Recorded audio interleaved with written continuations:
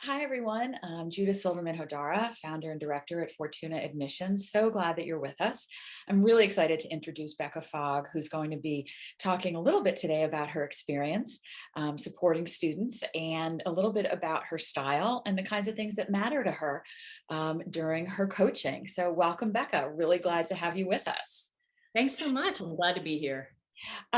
Would love to talk to you a little bit about why you're so passionate about coaching and sort of what it is that energizes you about the coaching process. Sure.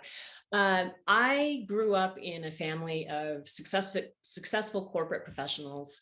And over my career, I've also developed a really tight network of talented colleagues and friends. So what that means is I've been really fortunate over a career to have terrific expert advice and encouragement at all of my major decision points. And I realized that that is not the typical experience. And so I really enjoy mentoring people, and I'm really keen to be able to pay that forward and help people who are just starting off in their exciting career. So, when you got involved as a mentor and a coach, I'm sure that you've kind of developed things that you're particularly, really, really good at, that you kind of look back at and say, yeah, that is my superpower. What do you think that you would share as your coaching superpower? Yeah, I think it's really being able to identify a person's core competencies, what they're really good at and enjoy doing, and figuring out how those translate into different kinds of work and academic environments. And I developed that skill over, my own career, where I've worked in a lot of different industries and sectors. And so to be able to identify what's really transferable, and then to be able to translate that into words that somebody is going to understand, and being able to persuade them that these are valuable competencies, even if they don't have the same experience that you are offering. So, sort of like helping to, in a way, like to translate what somebody has been doing and how that might possibly connect with something that they want to be doing next. Is it Exactly. Particularly when people are making career transitions, or they're going from the government sector into the private sector, or they're going from one industry to another, and to be able to do that without jargon and in a way that really helps somebody understand what it is that you really offer. So, looking and thinking about your mentoring and in the ways that you've been supporting team members and individuals that you've been working with, tell me a little bit about a success story of someone that you've mentored and just doesn't necessarily have to be like a wow moment, but something about a relationship that you really think evolved. Mhm. Terrific. Well, as a people manager, a lot of that work really is coaching. And so if you think about people on a team as clients, I've been thrilled on a number of occasions when people on my teams have won really competitive promotions. And particularly when they get promoted to your level and then they're Yeah. now a colleague is exciting.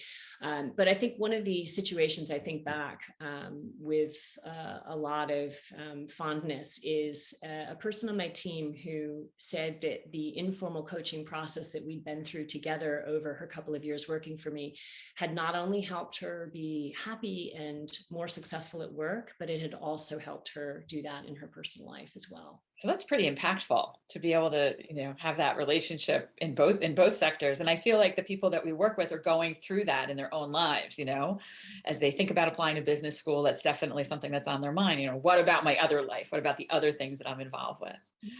And it's Um, problem solving skills and yeah. identification in work that can also help you approach decisions you have that impact your life as well.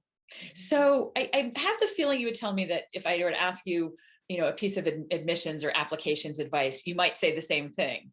A little bit about remaining consistent across, both your personal and your professional life.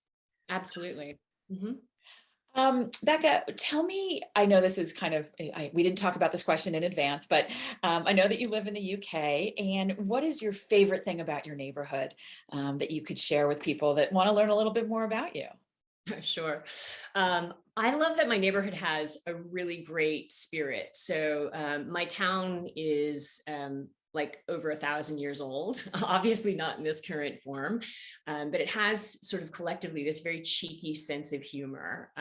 So, for instance, I sing in like this little rambunctious little chamber choir, and they call it They call it the village's premier chamber choir. So it's just this like, goofball culture. People help each other out. People, you walk by the shops and the shop owners say hello. It's very diverse.